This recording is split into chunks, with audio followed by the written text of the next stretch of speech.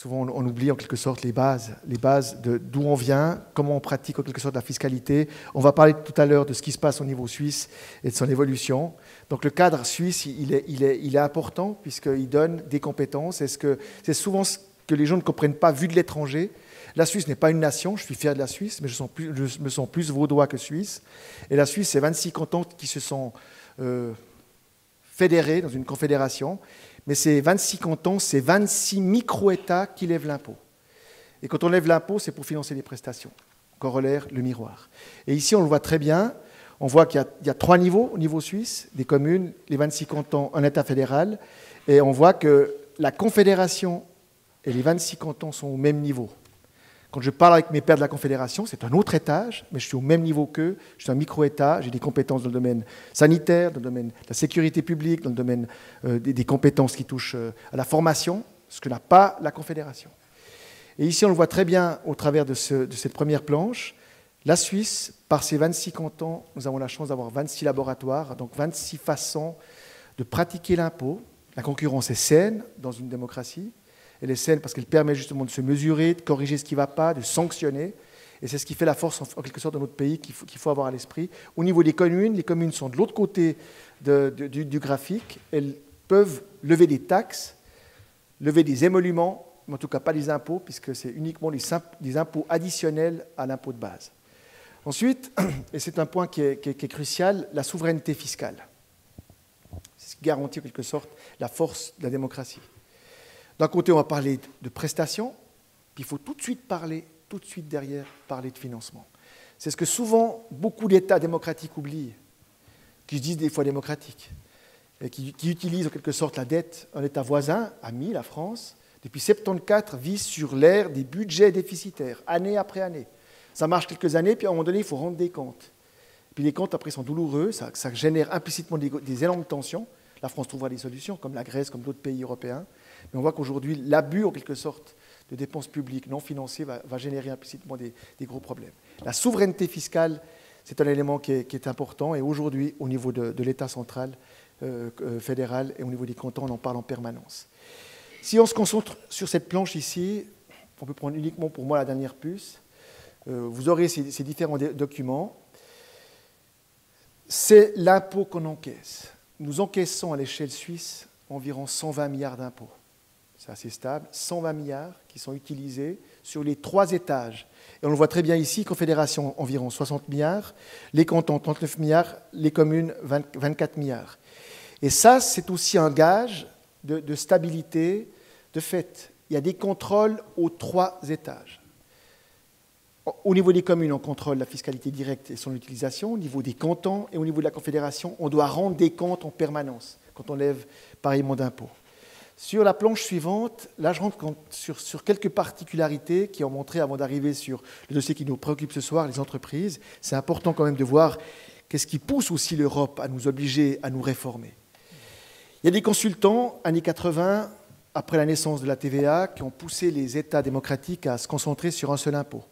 Sur soit une flat rate tax, un impôt unique avec un taux unique, facile à prélever, en oubliant qu'il y a un système social à penser en parallèle pour redistribuer ce qu'on prélève comme argent. Ou bien alors, d'autres ont dit, tiens, la TVA, c'est un impôt miraculeux, fantastique. L'impôt est miraculeux jusqu'à un taux de 15%, et c'est prouvé aujourd'hui. Quand vous dépassez le taux de 15%, eh bien, automatiquement, se crée le marché noir. Se créent des marchés parallèles pour le contourner. De fait, pour quelle raison ? Parce que vous demandez en quelque sorte à l'employeur, à l'entrepreneur, à celui qui veut créer au travers de l'entreprise, de devenir en quelque sorte taxateur, le percepteur de l'impôt. Et ça ne va pas.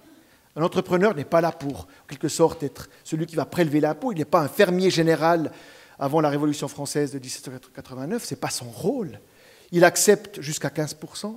À partir de 15%, on commence à négocier, avec ou sans. Et plus l'impôt augmente, et plus le marché noir se crée. Chiffre de la Brigade des finances italienne, il y a 3 ans, 292 milliards de marché noir, estimé par la Brigade italienne des finances. 3 ans après, aujourd'hui, 330 milliards de marché noir. La TVA italienne, elle est fixée ici, elle vous montre dans quel niveau elle s'est faite. Et ça, c'est une particularité que je trouve intéressante.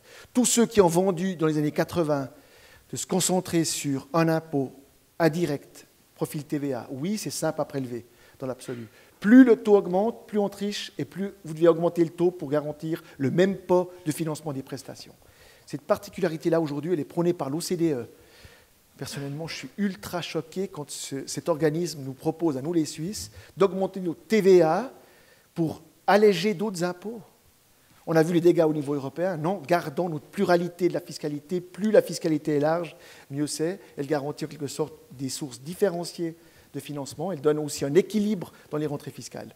Cette planche, elle est symptomatique. D'ailleurs, le syndrome grec, on le voit ici au travers de la TVA qui passe en l'espace de quelques semaines de 13% à 23% sur la consommation sur cette planche et qui font que les gens consomment mais ne payent plus leurs factures. Et l'État ne prélève rien en définitive avec la TVA. On échange, on troque, mais on ne paye plus en quelque sorte directement les charges. Tout comme certains se sont dit, tiens, on pourrait aussi simplifier les systèmes. Quasi tous les pays européens ont supprimé l'impôt sur la fortune. Je mets dans le lot des pays qui pratiquent l'impôt sur la fortune à l'échelle du continent européen. Il y a la Suisse, il y en a très peu qui pratiquent l'impôt sur la fortune. Il y a la France à côté, c'est pas très loin. Mais les derniers qui l'ont supprimé, c'est marrant, tiens, la Grèce a supprimé en 2009. Surprenant. Quand on supprime l'impôt sur la fortune en Grèce, ça veut dire que si vous voulez maintenir les mêmes rentrées fiscales, vous demandez à ceux qui restent de payer un peu plus. Et plus vous leur demandez, et moins ils payeront. Et juste sur l'impôt sur le revenu, il faut savoir qu'en Grèce, aujourd'hui, il y a 3 personnes sur 10 qui payent des impôts. Et tiens, c'est marrant, c'est le dernier pays qui a supprimé en Europe l'impôt sur la fortune, en remplaçant par d'autres formes de prélèvements. Regardez la liste depuis les années 50, beaucoup de pays ont supprimé ça sur les adages des consultants. On peut simplifier, on peut revisiter, on peut décomplexifier en quelque sorte la fiscalité. Dernier exemple qui touche au particularisme, c'est les classements et l'aspect de compétitivité. Oui, on peut mesurer la compétitivité par la diversité fiscale. Cette planche ici la montre. On voit que globalement, la Suisse, on paye des impôts. On est à un taux moyen de 30% si on prend les entreprises. Donc on n'est ni un paradis, ni un enfer.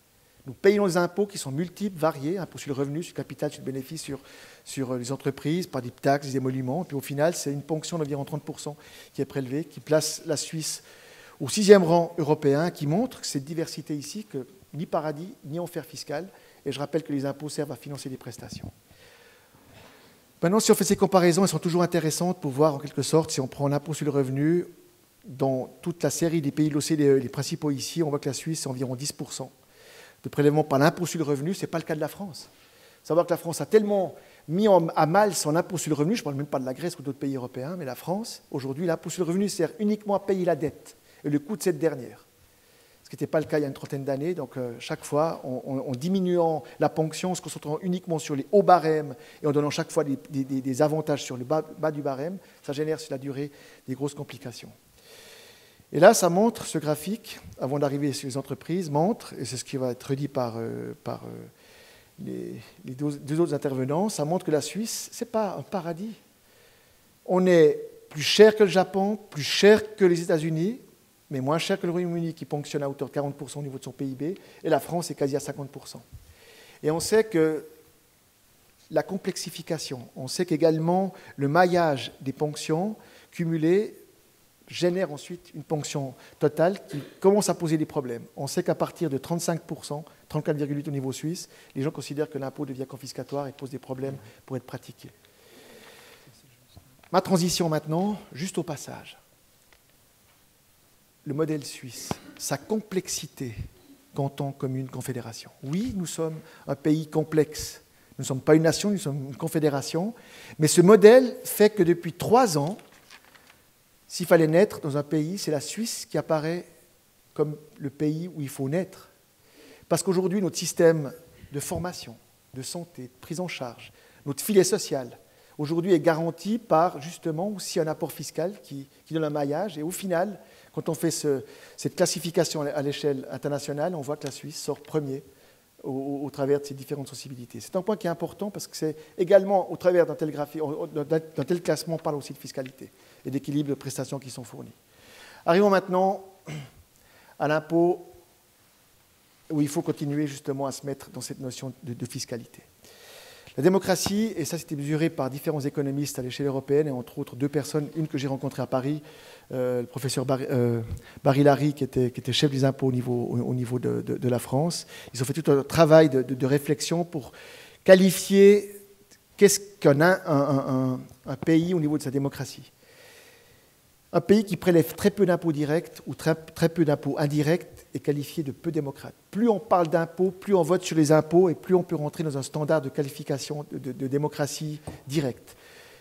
Au-dessus de 28%, on est qualifié de pays démocratique, de discussion, prestation, impôts. Au-delà de 33%, la fiscalité commence à poser quelques difficultés, mais ces indicateurs-là sont intéressants pour justement parler de fiscalité. Et ça me permet de venir maintenant sur comment utiliser la fiscalité et d'arriver sur les entreprises. Pour vous montrer la diversité de la Suisse aujourd'hui, c'est tous les impôts que dans un petit canton micro-État de 740 000 âmes comme le canton de Vaud, nous avons en main 5,5 milliards. Je ne parle pas des impôts prélevés par les communes, environ 2,5 milliards supplémentaires au niveau des communes vaudoises. Il faut savoir que ce chiffre d'environ 8 milliards, c'est environ 4 fois plus que mon collègue Kéran qui préside la région de Rhône-Alpes, qui a 2,4 milliards en main. Et sa région est 10 fois plus grande que la mienne. Ce qui veut dire qu'avec cet argent que j'ai ici, sans l'argent des communes, nous finançons les hôpitaux, et cette répartition, les hôpitaux, la sécurité, l'université, etc. Et cette répartition ici, elle est sur tous ces impôts.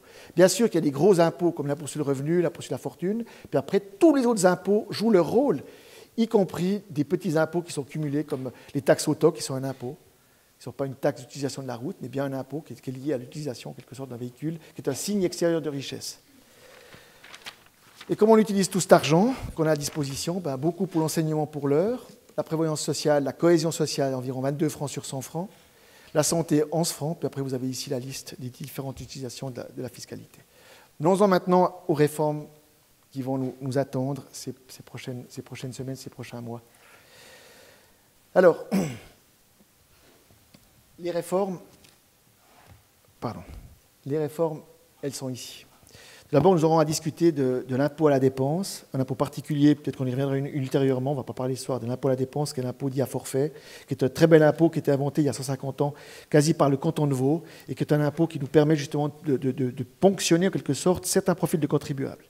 Je n'ai pas non plus parlé de ce qui nous divise aujourd'hui avec la France, l'impôt de succession, impôt à 45% en France, c'est quasi confiscatoire, qui pose beaucoup de problèmes et qui va nous valoir beaucoup de négociations. Et je pense peut-être encore des tensions constructives avec nos amis français sur cette question-là, de la fiscalité excessive, pratiquée des fois avec un peu outrage. Ni la question qui touche à l'impôt fédéral sur les successions, qui va être débattu en Suisse avec une ponction à hauteur de 20%, et ni de la TVA ou des impôts qu'on voudrait revisiter. Je vais me concentrer maintenant sur ce volet-là. Si cette télécommande, voilà. Le régime particulier des entreprises et qu'est-ce qui est en train de se passer sur ce régime particulier des entreprises qui est contesté par l'Europe. Oui, le monde change. Oui, on doit s'adapter en fonction d'un monde globalisé. Les pratiques doivent évoluer. Ça fait partie d'un rite normal d'une société qui évolue, qui a des modèles différents, en quelque sorte, de consommation, de liberté de mouvement sur un territoire. Et ce dossier-là va nous occuper, je pense, les 2 prochaines années au niveau des 26 cantons de la Confédération et de notre relation avec l'étranger. Avec la communauté européenne, dans un premier temps, puis également aussi avec l'OCDE, puisqu'on est aussi un monde globalisé, beaucoup plus large qu'uniquement le territoire européen. Ce qu'on va essayer de faire, c'est de travailler sur une séquence qui rappelle que au niveau suisse, nous devons rester impérativement concurrentiels et attractifs. Pour quelle raison? C'est pour continuer à remplir nos caisses, pour pouvoir financer en quelque sorte notre développement économique sur le territoire, comme le prévoit sainement une démocratie. Et ça, c'est le mandat que les 26 cantons de la Confédération nous avons scellé. Donc tout ce qui va se passer à partir d'aujourd'hui, de demain à Ouri, et je pense jusqu'à fin 2014, nous devons trouver un chemin maintenant pour préparer une réforme de la fiscalité. Cette réforme elle est importante si on veut garder nos entreprises qui sont sur le territoire vaudois, genevois, zurichois, bâlois, pour les principaux cantons suisses. C'est eux qui sont concernés par cette réforme des régimes particuliers qui ont été inventés après-guerre au niveau suisse. Juste au passage, et ça sera repris par Mme Niès tout à l'heure, il faut juste savoir que les chiffres en jeu en matière de postes d'emploi sont majeurs. On parle de 20 000 postes directs sur le canton de Genève, pour à peu près 10 à 15 000 sur le canton de Vaud, donc des emplois directs qui sont importants, des sommes dépensées sur ce petit territoire Vaud-Genève très importantes. Donc il faut trouver des solutions pour continuer à fiscaliser et continuer à garder ces entreprises sur le territoire de l'Arc lémanique et de ces 2 cantons. Ensuite, il faudra trouver des solutions, et c'est là, je me réjouis d'écouter tout à l'heure le professeur Danone, parce qu'il a des choses que je trouve très intéressantes. Il faudra pas uniquement aborder le débat comme l'ont fait par exemple mes collègues de Genève, de Zurich ou de Bâle, en disant tiens, on va travailler sur le taux. Le taux, c'est intéressant, mais le taux n'est pas que la seule des solutions. Les normes comptables, les pratiques, les façons d'aborder la fiscalisation d'une entreprise. Une entreprise, c'est comme vous, mesdames et messieurs. Chaque personne, chaque citoyen, que ce soit une personne morale ou une personne physique, nous sommes une empreinte digitale. Au niveau de la fiscalité, nous sommes tous différents. Il n'y aura jamais d'égalité. Il y aura de l'équité, bien sûr, au travers de la pratique des lois, mais jamais d'égalité. Et donc, de vouloir se focaliser sur le taux, comme certains l'ont fait au niveau du taux à 13%, ce n'est pas là l'enjeu. D'ailleurs, ce que nous allons discuter demain au RI et vendredi, le rapport est clair. Il faudra trouver un maillage multiple et varié, travailler aussi, je pense, en bilatéral avec les principales sociétés. Dans mon canton, j'ai 30 000 sociétés qui sont au rôle fiscal, 30 000 entreprises qui sont traitées par l'administration cantonale des impôts. J'en ai 300 qui payent le 95% de la fiscalité que je perçois sur l'impôt sur le bénéfice. 95% sont payés par 300 entreprises, c'est-à-dire 1%. Et si je fais encore un focus plus court, 100 entreprises payent environ 70% de la fiscalité que j'encaisse. On va se concentrer, je pense, au niveau du canton pour travailler aussi peut-être sur du coût humain, sur des normes comptables, etc., sur à peu près une trentaine d'entreprises.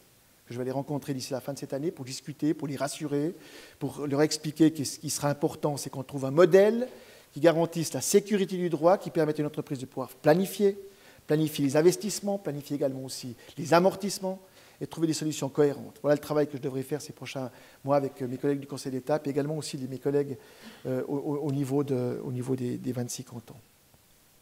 Notre objectif est simple. C'est également aussi de rappeler à la communauté européenne et aussi par là même à l'OCDE, et je me focaliser uniquement sur un aspect, nous devons obtenir la réciprocité. On ne va pas se mettre tout nu pour les beaux yeux de l'Europe, des 27 qui pratiquent chacun un régime différencié, ou de l'OCDE. Nous devons mettre de l'ordre, oui, dans la fiscalité. À l'échelle planétaire, dans un monde globalisé, la planète bleue doit aussi reprendre en main la fiscalité au sens large. Mais ce n'est pas uniquement la Suisse, toute seule dans son coin. C'est au travers d'une feuille de route globalisée, où chacun remet de l'ordre, où chacun accepte que l'autre aussi revise ses pratiques. Qu'on ne soit pas seul sur ce dossier, c'est un point qui est fondamental. Et c'est ce que je vais faire durant toute cette année, rappeler ces règles-là, la réciprocité pour une négociation. Quand je rentre en négociation, pour l'instant je suis en dialogue, quand on rentrera en négociation, il faut la réciprocité comme règle élémentaire d'une négociation quand on signera ensuite un contrat. Et j'arrive à ma conclusion ici, il faut qu'on se réapproprie un point important, c'est se réapproprier l'art de la négociation. On l'a oublié. Non, il ne faut pas négocier dossier par dossier, ça ne sert à rien. Quand on négocie, il faut donner pour recevoir. Il faut élargir le périmètre. De fait, le périmètre devra être élargi. Aucune chance de travailler sur un périmètre non élargi. Pour ceux qui pensent qu'on va travailler dossier par dossier, fermer chaque problème, puis que le problème sera traité, non. On l'a vu avec la question qui a été traitée par M. Merz. Il y a 3 ans, on a failli signer un accord sur les régimes fiscaux particuliers. L'Italie, 26e pays européen, ne l'a pas signé, ce qui a fait que cet accord a été caduc. Donc on voit qu'il faudra qu'on trouve une solution globale. Notre relation avec l'Europe, elle est beaucoup plus large que uniquement la fiscalité. Et donc on devra également aussi trouver le moyen d'élargir le périmètre. En guise de conclusion, tout ce que je vous ai dit montre que la Suisse n'est ni un enfer ni un paradis fiscal. Que notre objectif, c'est de trouver une solution à cette difficulté. Que je compte sur des personnes comme mes 2 futurs orateurs, du CREA qui nous aide à modéliser, à comprendre les enjeux, à comprendre que ce qu'on crée aussi par l'implantation d'entreprises. Le professeur Danone d'être prolique, de venir avec plusieurs thèmes, plusieurs théories, en partant du principe que la fiscalité, pour qu'elle soit pratiquée, doit rester complexe. Pour ceux qui sont des ayatollahs de la pensée unique, en pensant qu'il n'y aura qu'une fiscalité, non. En fonction de votre rythme de vie, de votre ruban dans la vie, votre fiscalité n'est pas la même quand vous avez 20 ans, quand vous n'avez pas d'enfants, que quand vous aurez des enfants à 40 ans, et quand vous aurez 60 ans quand vous serez à la retraite, voire à 8 ans ou 90 ans. Identique pour une entreprise. Une entreprise qui a 20 ans, 30 ans, 40 ans, 50 ans n'a pas le même rythme au travers de ces amortissements, au travers de ces investissements qu'une entreprise qui est en train de naître et qui doit générer des fonds et trouver des solutions au niveau de la fiscalité. Voilà le message que je souhaite vous apporter. Il est complexe. Je me réjouis de pouvoir échanger. Et puis cette année 2013-2014, ces 2 années qui viennent vont être importantes pour la Suisse, pour garder notre substance fiscale et se battre pour nos valeurs, le modèle suisse. Merci beaucoup.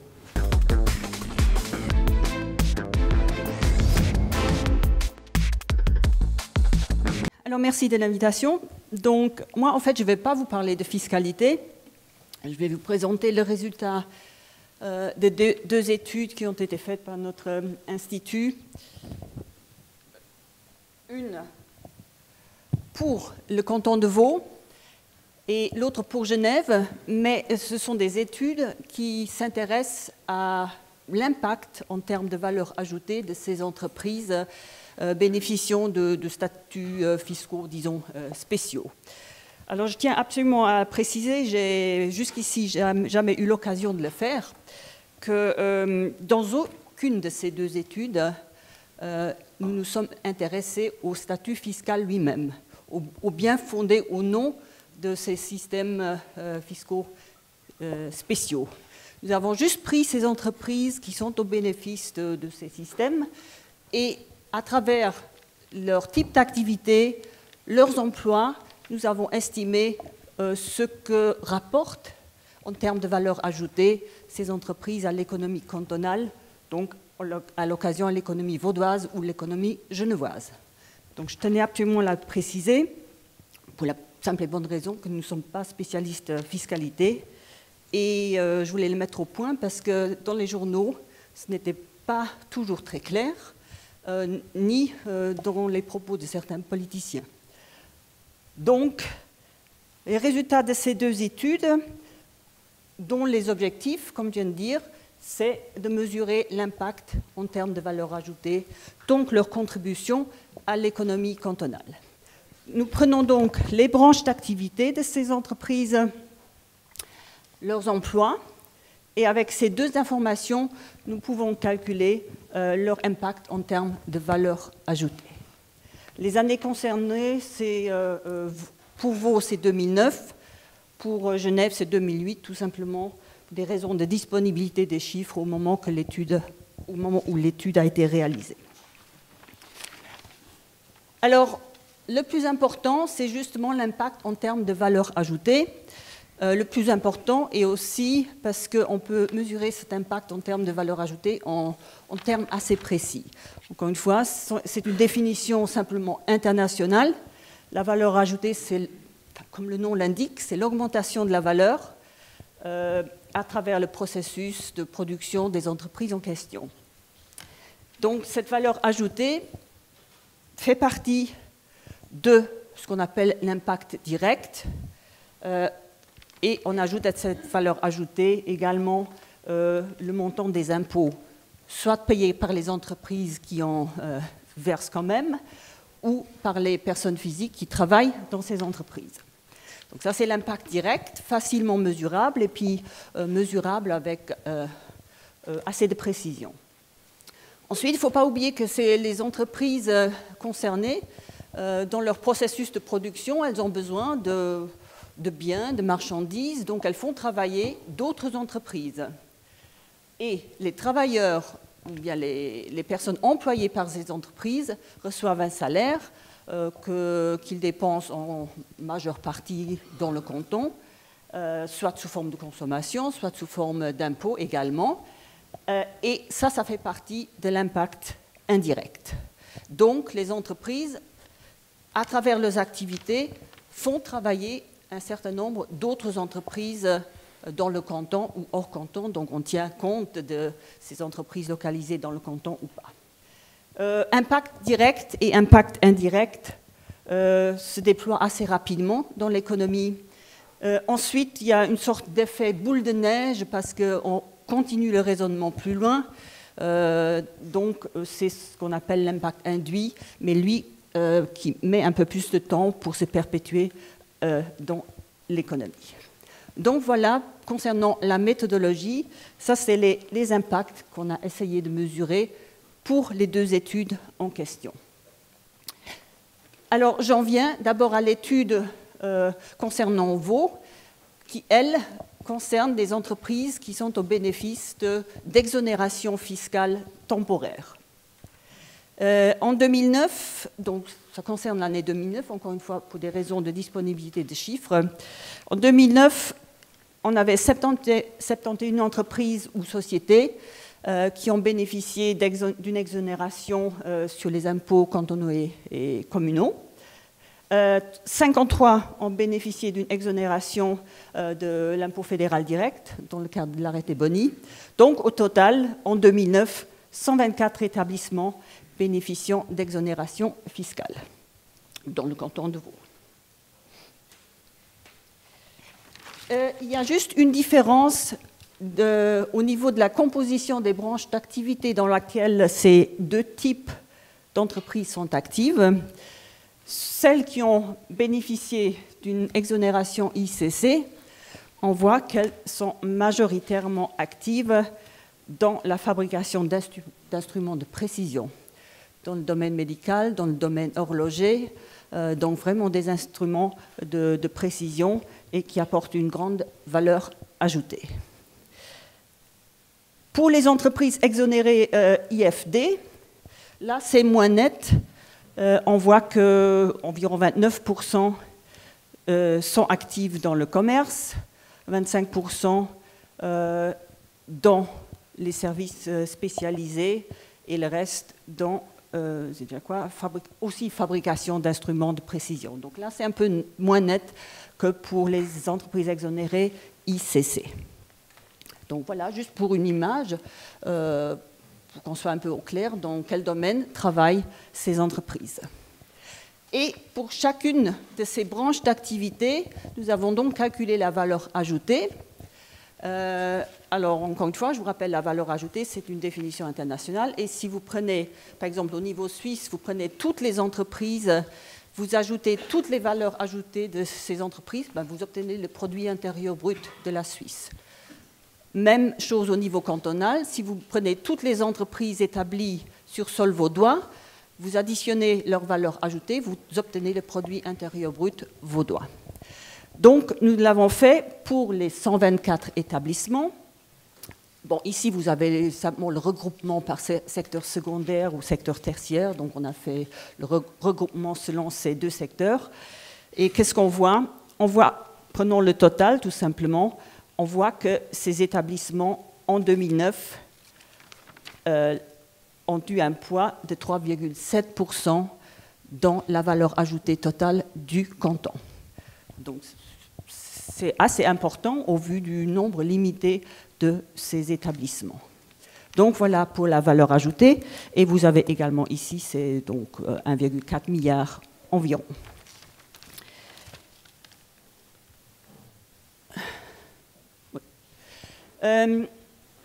Donc, à cet impact direct en termes de valeur ajoutée de ces entreprises, on a donc ajouté les impôts, mais évidemment, là, c'est les impôts des personnes travaillant dans ces entreprises. Donc, il ne faut pas oublier que ces gens-là payent des impôts. Et on obtient environ, disons, une bonne centaine de millions d'impôts revenant aux cantons et communes. Donc, ici, vous avez les proportions.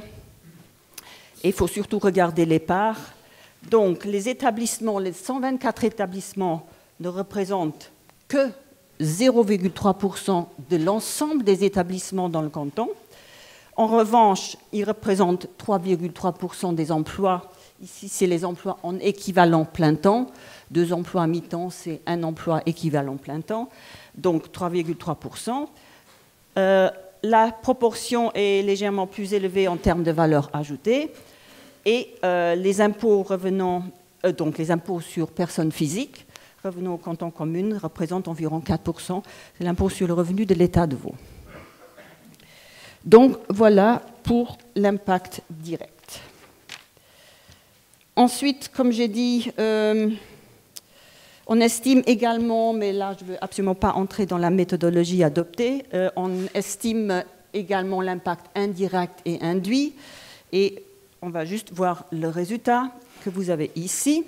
Donc ça, c'est l'impact direct comme j'ai dit, facilement mesurable. Impact indirect à travers les autres entreprises qui fournissent les premières, et l'impact induit, cet effet boule de neige qui se perpétue à travers l'économie. Donc, on est parti d'un impact de 1,4 milliard et on obtient pratiquement 3 milliards à la fin, avec ce qu'on appelle un multiplicateur de l'emploi de 2, ce qui signifie que chaque emploi en équivalent plein temps dans ces entreprises, donc dans ces 124 établissements, chaque emploi permet de créer ou maintenir un autre emploi dans le reste de l'économie vaudoise. Donc, voilà, concernant les impacts pour ces établissements au bénéfice d'exonération fiscale temporaire. Ensuite, on verra les résultats concernant l'étude faite pour Genève, qui, elle, concerne des entreprises qui sont au bénéfice d'un statut fiscal dit spécial. Alors, dans la législation genevoise, vous avez, d'ailleurs, les Genevois sont les seuls à appeler ça société auxiliaire. Des termes qu'on voit plus souvent, c'est société mixte ou société de domicile. Donc, les sociétés auxiliaires sont des sociétés de capitaux ou sociétés coopératives qui exercent la majeure partie de leur activité à l'étranger.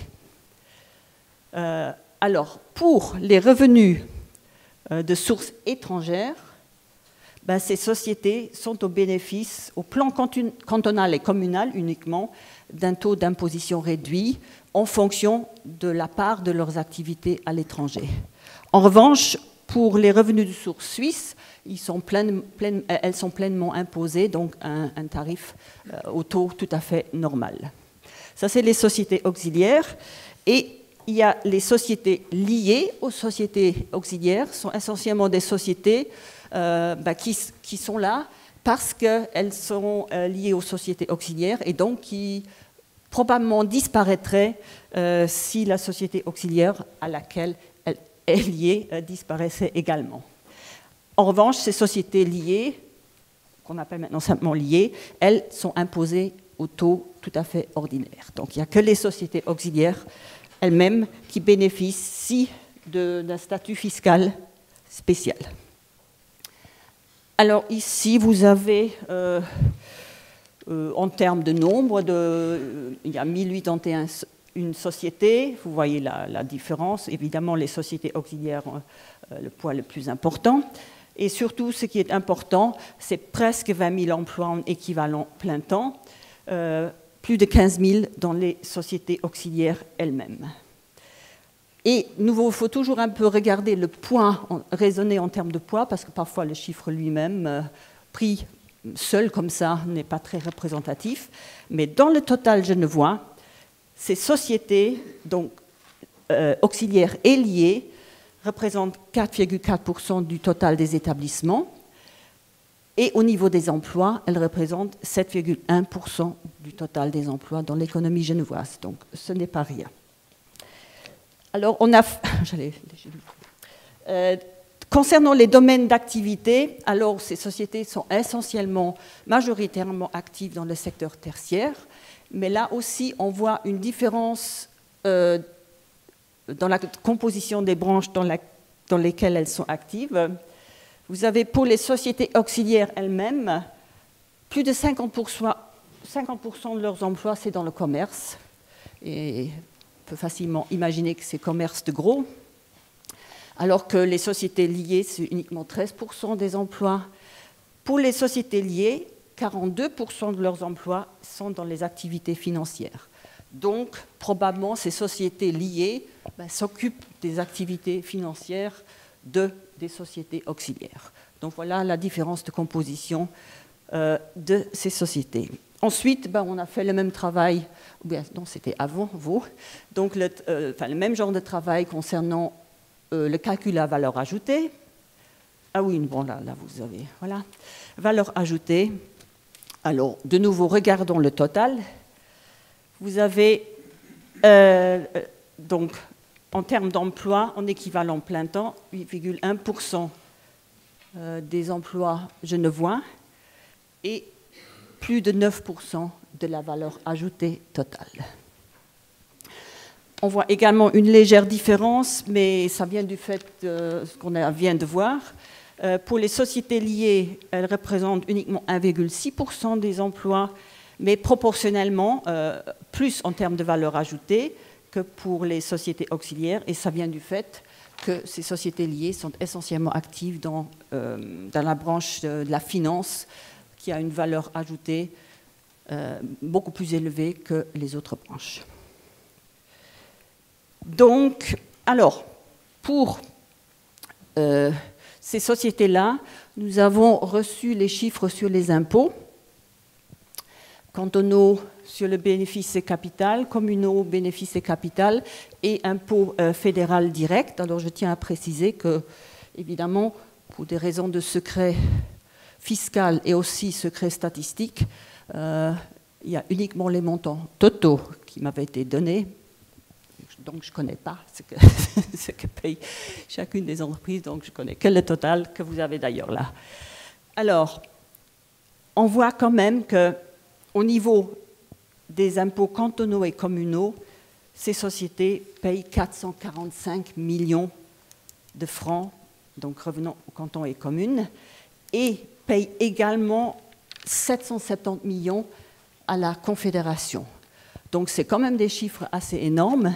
Et après avoir tenu compte de la part cantonale à l'IFT, donc 17%, vous avez un total de presque 600 millions qui reviennent aux cantons communes de ces sociétés-là et donc qui font fonctionner également l'économie genevoise.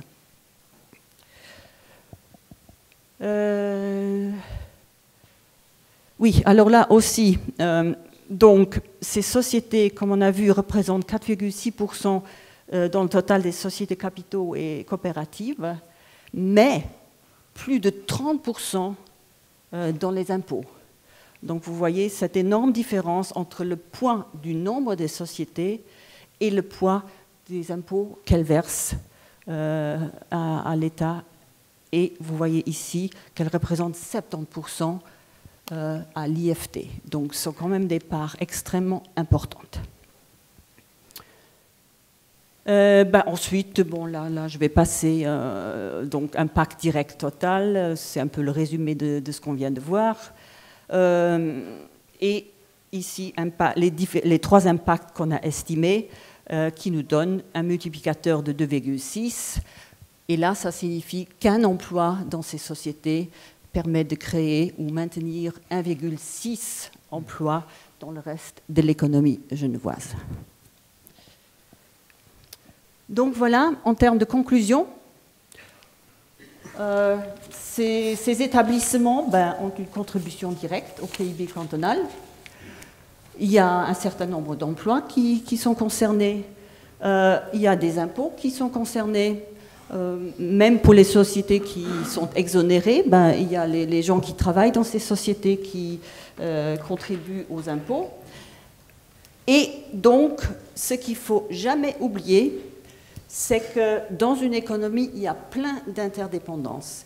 Nous avons vu que si on prend les sociétés au départ, donc soit exonérées, soit bénéficiant d'un statut fiscal spécial, elles font vivre d'autres entreprises qui elles-mêmes vont devoir se fournir auprès d'autres entreprises, donc ce fameux effet boule de neige. Les gens qui travaillent dans ces entreprises reçoivent un salaire, consomment en majeure partie dans le canton, payent des impôts. Donc il ne faut jamais oublier que dans une économie, tout est interdépendant et il ne faut jamais s'arrêter uniquement à la première contribution en termes de nombre d'établissements, en termes de nombre d'emplois. Voilà ce que je voulais dire concernant ces entreprises. Merci.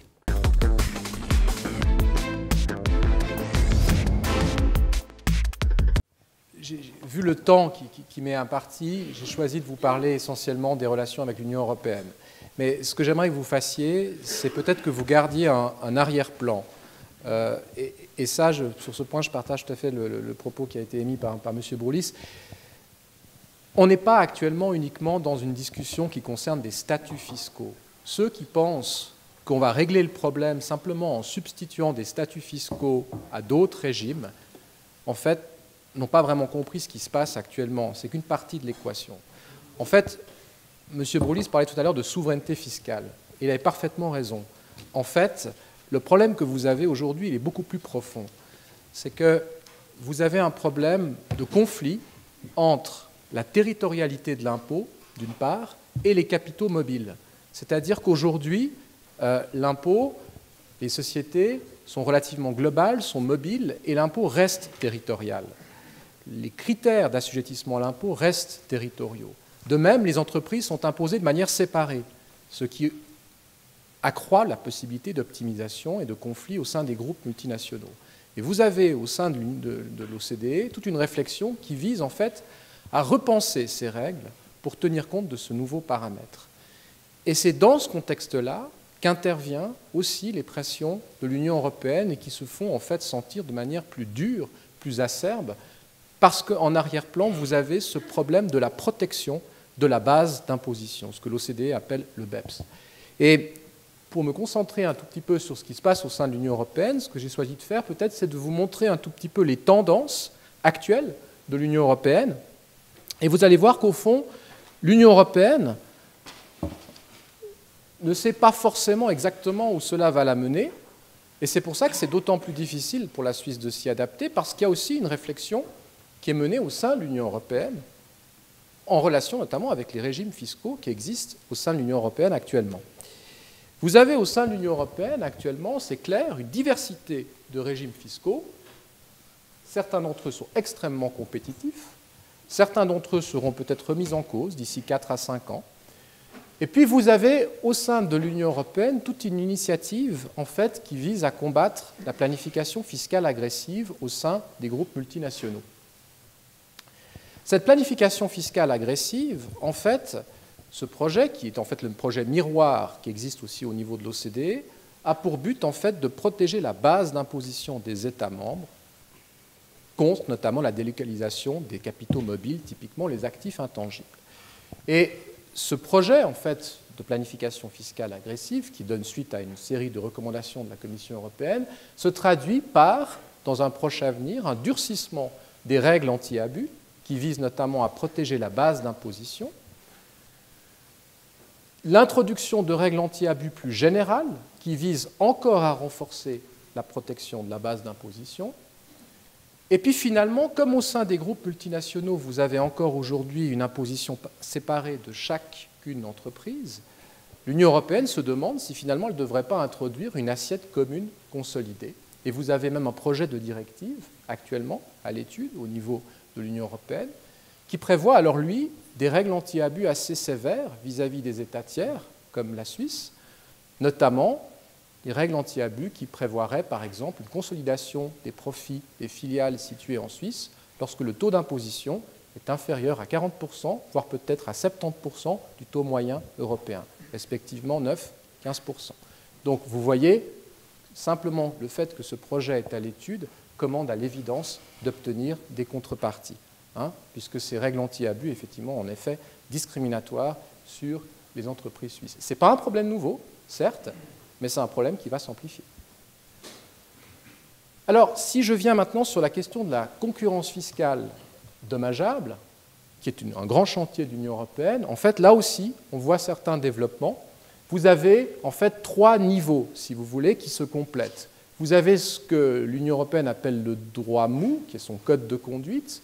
Vous avez maintenant des normes minimales de gouvernance à l'égard des États tiers, qui reprennent en fait les dispositions du code de conduite. Et puis vous avez beaucoup de développement actuellement dans ce qu'on appelle les aides d'État. Vous vous souvenez, les aides d'État, en fait, c'est l'argument qu'invoque l'Union européenne pour contester les régimes fiscaux suisses. Et vous allez voir qu'au sein même de l'Union européenne, en fait, il y a des développements à ce niveau-là qui, en fait, peut-être à terme, vont peut-être mettre fin même à certains régimes qui sont pratiqués au sein de l'Union européenne actuellement. Alors, pour vous donner un exemple, l'Union européenne travaille actuellement, par exemple, sur la compatibilité de certains régimes BOX qui visent à assurer une imposition privilégiée des redevances aux règles de la concurrence fiscale dommageable.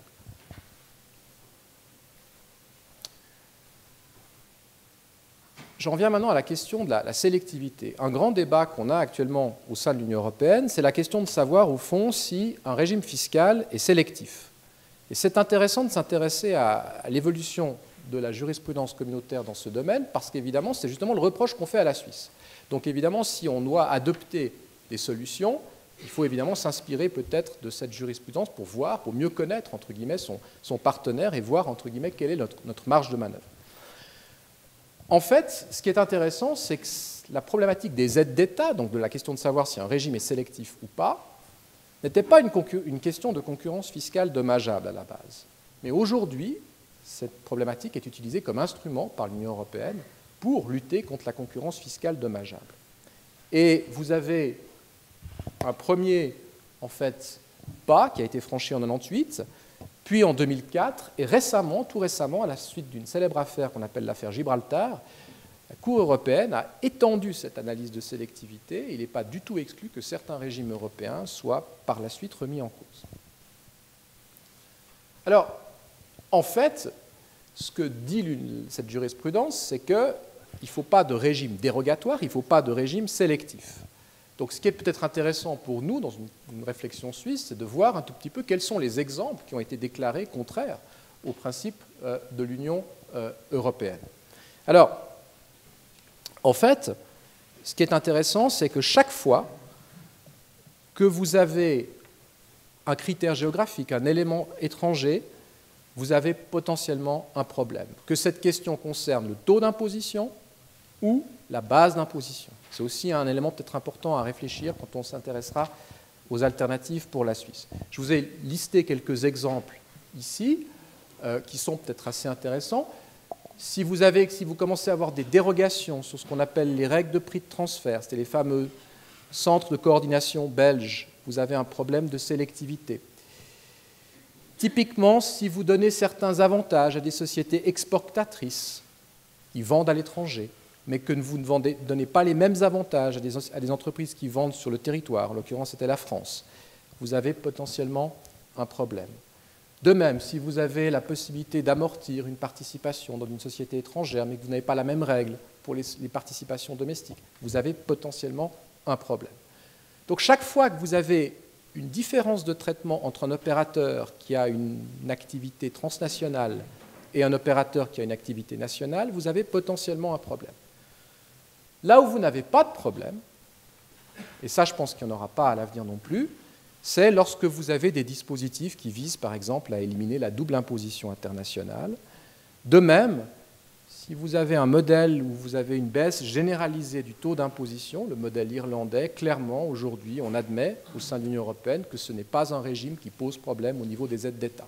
Mais vous avez quand même des pressions sur l'Irlande, avec son taux unique de 12,5 de la part d'autres États membres, mais qui sont plutôt des pressions politiques. Mais ce modèle n'est pas attaquable sous l'angle des aides d'État. Et puis alors vous avez certains régimes, c'est intéressant quand même de le mentionner, qui ont survécu à ces règles d'aide d'État. Vous avez la Hollande, par exemple, qui avait planifié d'introduire un régime de box pour les intérêts à l'intérieur du groupe. Ce régime a été déclaré compatible avec le droit de l'Union européenne parce qu'on s'est dit finalement, une société du groupe, il y a plusieurs groupes, le fait que ce soit une société contrôlée n'est pas forcément problématique. Et puis vous avez la fameuse question des license box, des IP box dont on a parlé en Suisse. Là aussi, vous avez deux décisions de la Commission européenne, l'une de la Commission européenne, l'autre de l'autorité de surveillance de l'Association européenne de libre-échange. Une première décision qui concernait l'Espagne, où en fait vous avez l'introduction d'un régime box qui vise à favoriser l'imposition des redevances. Ce régime box a été déclaré compatible avec le droit de l'Union européenne, avec les aides d'État, parce que, en fait, il était général et applicable à toutes les entreprises. Idem pour le patent box du Liechtenstein. Alors, quand on s'arrête ici, on se dit, mais finalement, on n'a pas de problème avec les IP box dont on a parlé, notamment à Lidval, dont on parle en Suisse. Mais en fait, c'est sans compter le dernier développement jurisprudentiel que vous avez dans l'Union européenne, qu'on appelle en fait la sélectivité de facto. C'est une affaire Gibraltar qui concernait des sociétés offshore, mais dans laquelle la Cour s'est clairement exprimé sur le problème de la sélectivité de facto. C'est-à-dire que, et c'est là peut-être que certains régimes de l'Union européenne risquent d'avoir du plomb dans l'aile à terme, ce que dit la Cour en substance, c'est que pour déterminer si un régime est sélectif, il ne faut pas regarder s'il est dérogatoire, s'il est particulier dans la loi.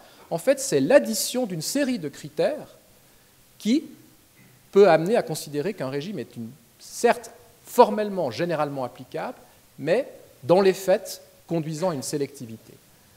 Et alors, une des grandes questions sur lesquelles on s'interroge actuellement au sein de l'Union européenne, c'est de savoir, cette affaire Gibraltar, est-ce qu'elle est susceptible de remettre en cause, en fait, certains régimes fiscaux au sein de l'Union européenne, et notamment les régimes box.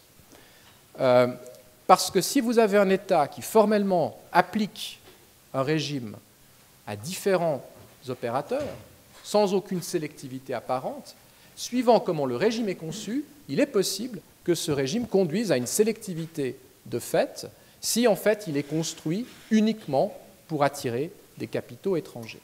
Et on verra tout à l'heure, on pourra y revenir quand on parlera de ces régimes, que suivant de la manière dont le régime est aménagé, vous pouvez avoir un risque de sélectivité de fait.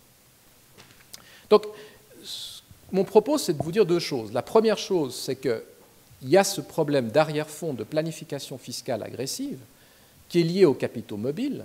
Donc, les règles anti-abus vont se durcir, c'est clair, pour protéger la base d'imposition. Et ces règles anti-abus, elles vont se durcir de plus en plus parce qu'on ne peut pas aujourd'hui, dans les États membres, passer à une imposition, entre guillemets, consolidée d'un coup.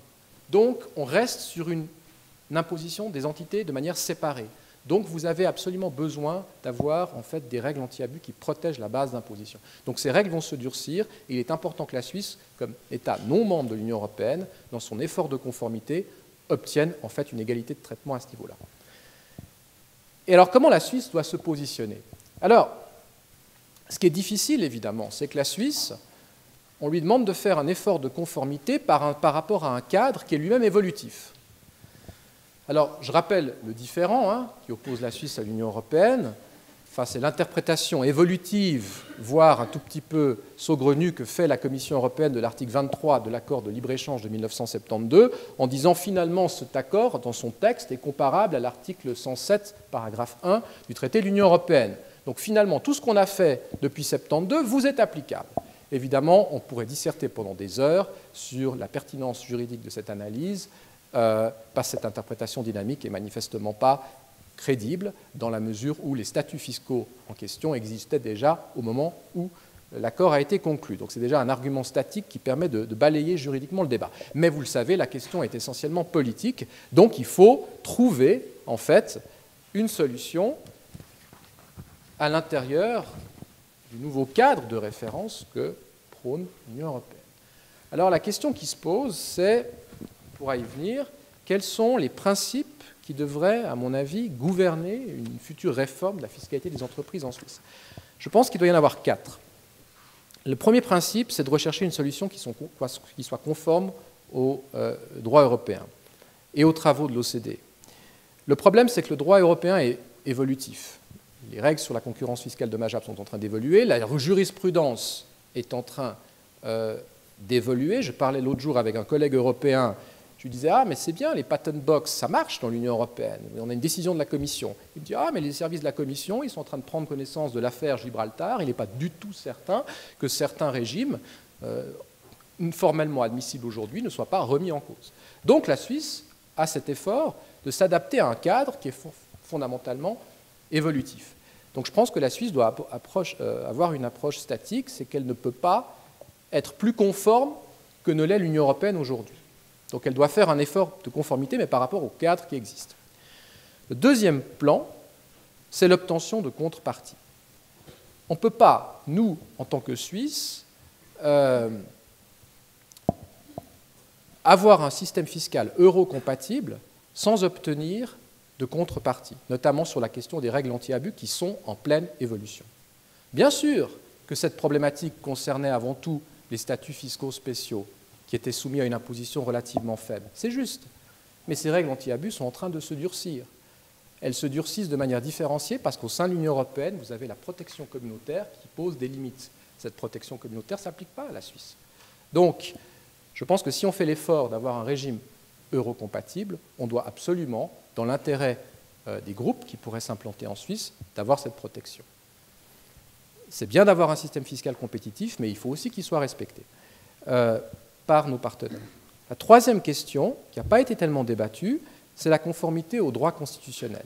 Il n'y a pas de contrôle de constitutionnalité des lois fédérales en Suisse, c'est juste, mais ce n'est pas pour ça qu'on ne doit pas se poser la question si on adopte tel ou tel régime, pensez à un régime box, soutien à l'innovation, pensez à telle ou telle autre option, de savoir si cette solution est conforme au droit constitutionnel. Parce que si on fait cette réflexion-là, on sera d'autant plus fort par rapport à l'Union européenne. Quatrième point, véritable débat d'harmonisation fiscale. C'est clair qu'on a une réflexion axée sur le taux, on le verra, c'est mon prochain point, mais il y a d'autres mesures. Il ne faut pas demander au taux d'imposition de faire quelque chose pour lequel il n'est pas prévu. Il y a des questions qui relèvent de l'assiette, il y a des questions qui relèvent du taux. Et quelles que soient les mesures qui seront adoptées, il faut avoir un cadre d'harmonisation fiscale fort. Je prenais l'exemple tout à l'heure des IP Box. Vous imaginez le problème si chaque canton pouvait avoir sa propre définition d'IP Box. Ce serait une catastrophe. Il faut absolument une harmonisation fiscale à ce niveau-là. Alors, quelles sont les mesures envisageables?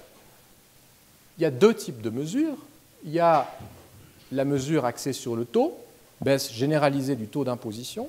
La bonne nouvelle, c'est que franchement, je ne pense pas que cette mesure puisse être attaquée par l'Union européenne parce qu'elle n'est pas évidemment sélective, elle n'est même pas sélective de fait. J'ai la possibilité notamment de travailler sur la réforme fiscale à Neuchâtel, qui est un canton qui a adopté cette solution. Évidemment que c'est une solution qui est eurocompatible, mais la question c'est est-ce que c'est suffisant? Est-ce qu'on peut tout faire passer par le taux? Ou est-ce qu'on ne devrait pas profiter de cette réforme fiscale pour également étendre le débat à d'autres paramètres comme l'assiette de l'impôt et se poser la question peut-être est-ce que notre assiette de l'impôt est encore adéquate? Est-ce qu'il ne faut pas la revoir? Alors, vous avez fondamentalement deux, entre guillemets, pistes de réflexion qui touchent l'assiette de l'impôt et qui divisent la Suisse. Vous avez la question du soutien à l'innovation, l'introduction d'un réel programme de l'innovation, et puis, qui a un certain écho, il faut le dire, plutôt dans les cantons de Bâle, qui ont pas mal de propriété intellectuelle. Par contre, vous avez aussi le problème des sociétés de négoce, c'est-à-dire les sociétés qui vendent et qui achètent, qui, elles, représentent une partie importante à Genève et dans le canton de Vaud. Et c'est clair qu'un régime comme ça n'est peut-être pas forcément approprié pour les sociétés de négoce. Alors, qu'est-ce qu'on peut faire? Il faut partir peut-être des fondamentaux du droit fiscal suisse. Le droit fiscal suisse, pour déterminer le bénéfice imposable, se fonde sur le droit comptable. Donc on pourrait tout à fait, à mon sens, prévoir des règles correctrices dans la loi en faveur du contribuable, qui seraient en fait, comme on le verra, des règles qui pourraient être appliquées pour les sociétés qui ont de la propriété intellectuelle ou des sociétés de trading, suivant les cas. Ce qu'on ne peut pas faire aujourd'hui en droit fiscal, si en tout cas à court terme, c'est passer à un régime de fiscalité de groupe à proprement dit, c'est-à-dire de consolidation. Peut-être que ce sera la voie à l'avenir, mais là, il faudrait vraiment tout repenser. Parce que s'il y a un principe qu'on n'a pas en droit fiscal suisse, c'est une fiscalité de groupe. On n'a pas d'imposition, si vous voulez, d'unité fiscale. Donc, les retouches qu'on peut apporter aujourd'hui touchent l'assiette, mais toujours une assiette individuelle. Alors,